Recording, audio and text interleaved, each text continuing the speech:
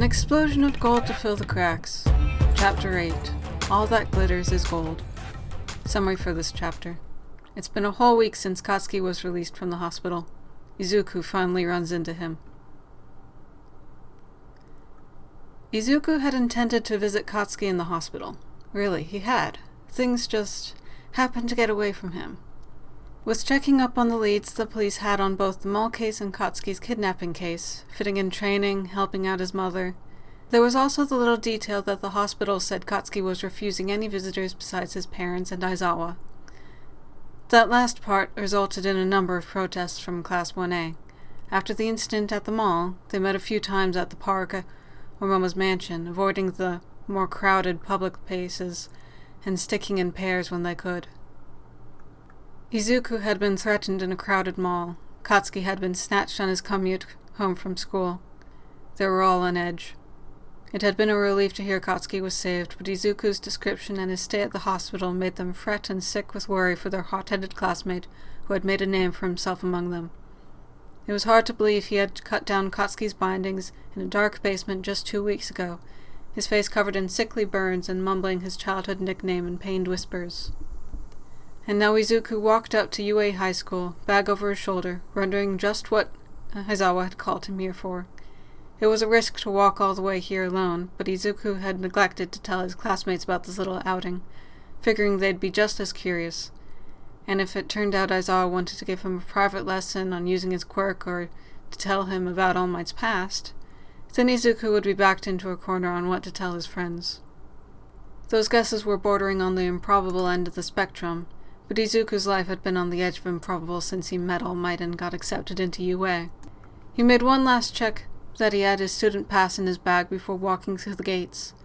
The school was empty this time of summer.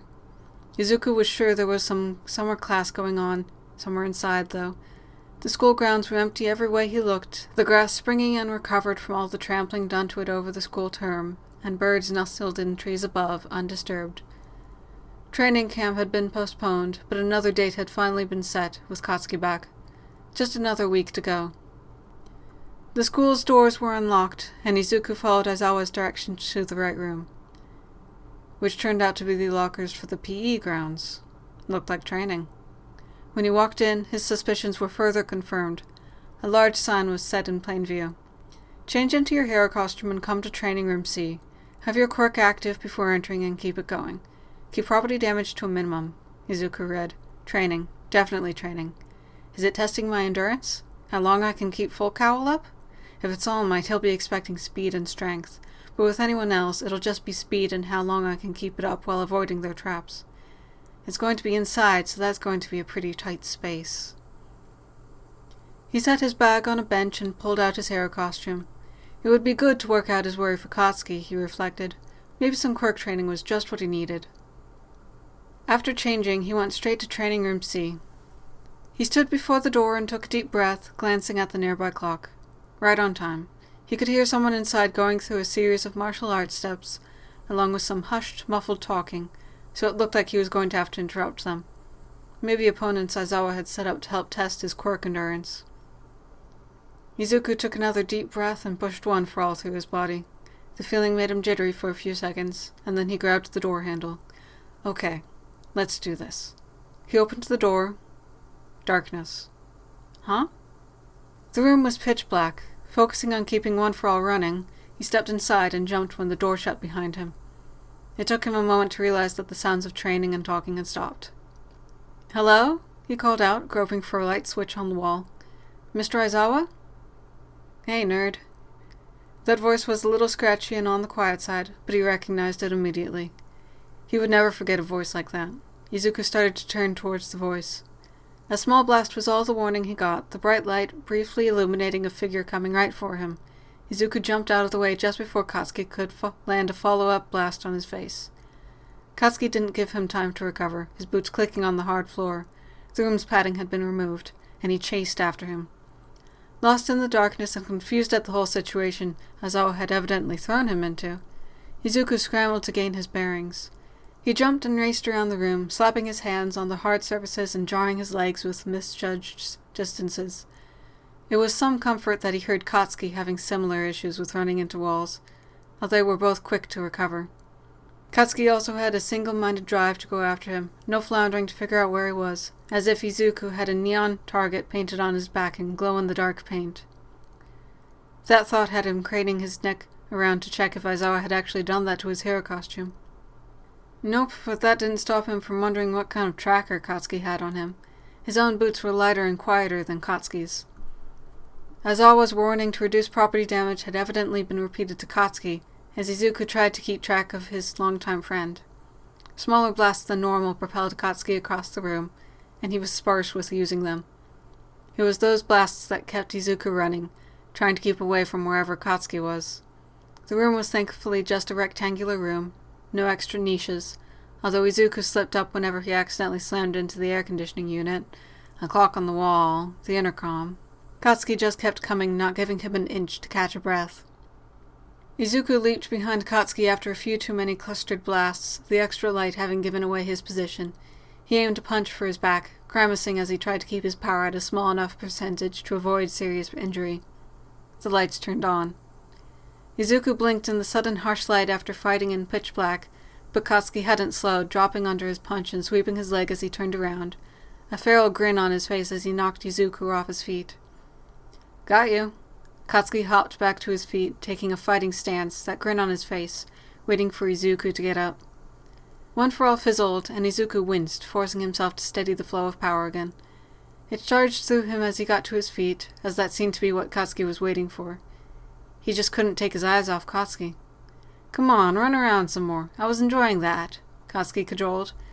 They both wore their hero costumes, but Katsuki had forgotten his grenadier bracers to avoid larger blasts from being used in such a small indoor space. Then again, he wasn't sure if those were still being repaired after their final exam. It was the mask that was different. His domino mask with the flared orange back had been replaced with a plain black strip of fabric, serving as a blindfold. Izuku slid into a fighting stance as well. "It's nice to see you back, Kachan," he said before running right at him. Katsuki's grin dropped for a moment, but it came right back, dodging Izuku's first swing before trading it with one of his own. Well, it looked like Aizawa wanted them to spar, so Izuku was sparring. With the room lit up, Izuku could see where they were in the training space. The room had bleachers for an audience, collapsed against the wall. He winced when he noticed a large crack in a glass viewing window, Aizawa's glowering expression staring down at them through the glass. Katsuki threw in a few extra blasts as they fought, no longer concerned about being caught out in the light with their whole environment out of the dark. Izuku fell into the familiar steps, darting around to try to get an advantage while Katsuki escalated to blasting himself into the air to get the high ground advantage over him. It was like they had gone back in time to before Katsuki had been kidnapped and Izuku had been threatened in a crowded mall. Izuku grinned at the lack of angry tension that had so often featured in their battles with each other. One for All vanished. Izuku had seconds to react, Katsuki's fist coming for him. He didn't react fast enough, and Katsuki uppercut him in the stomach, the accompanying explosion sending Izuku sprawling. Katsuki didn't give chase. He tilted his head, relaxing his stance. "Done already? But I was just getting started." Izuku groaned, sitting up.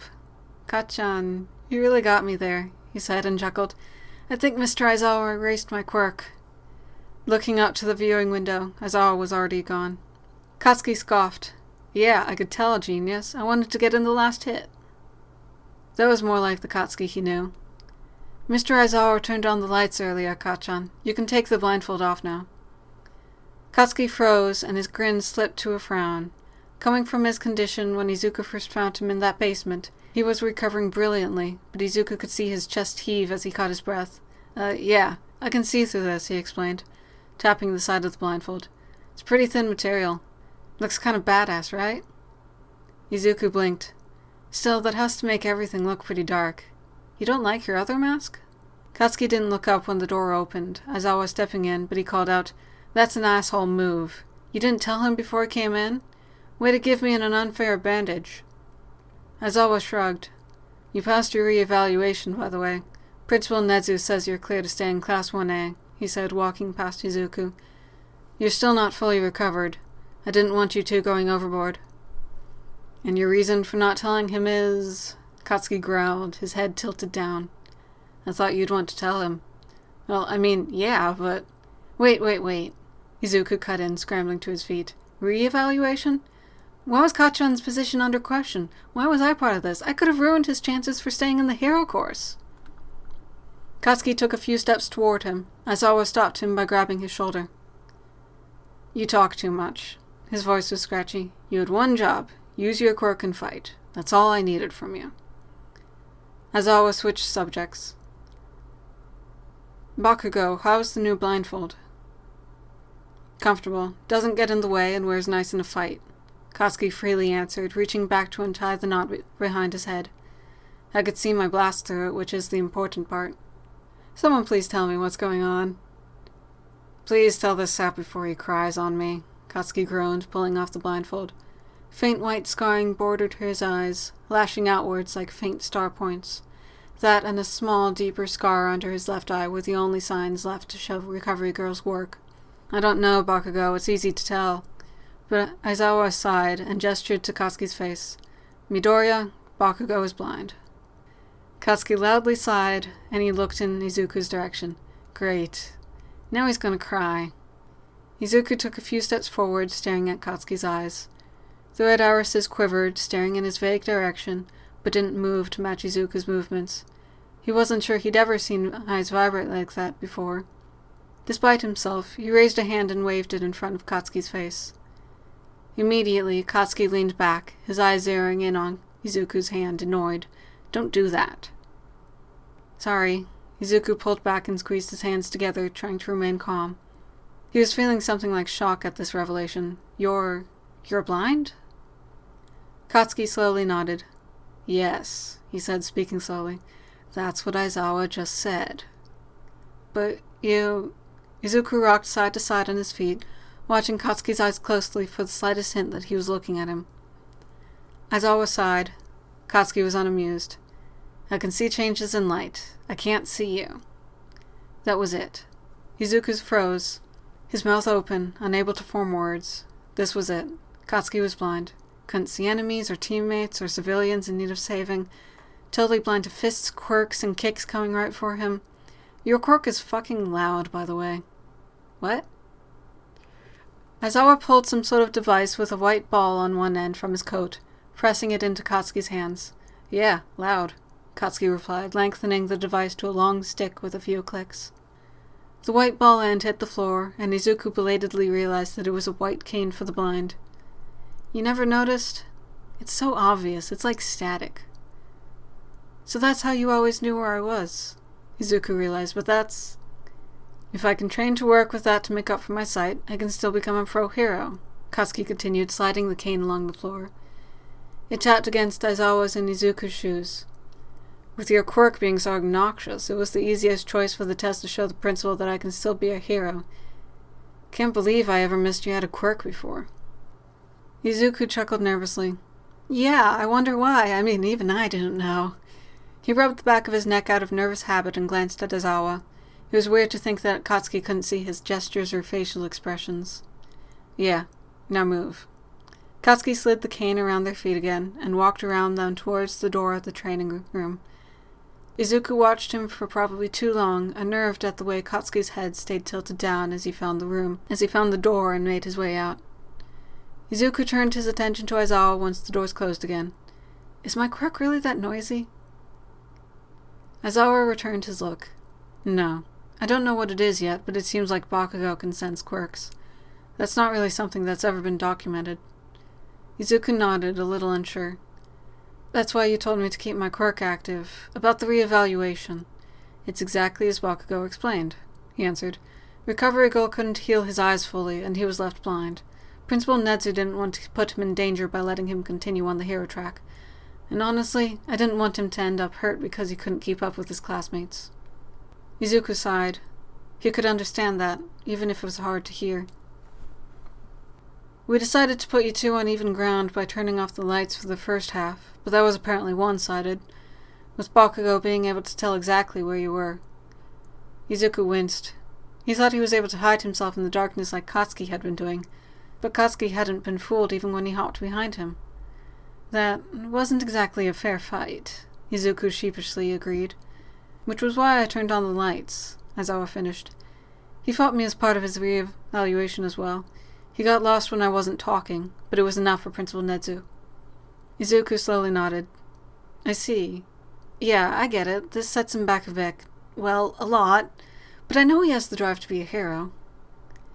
Aizawa smiled. His personality changed in the time he was gone, but yeah, that's one thing that hasn't changed. I just want him to be okay, Izuku said, looking at the doors. End of Chapter 8.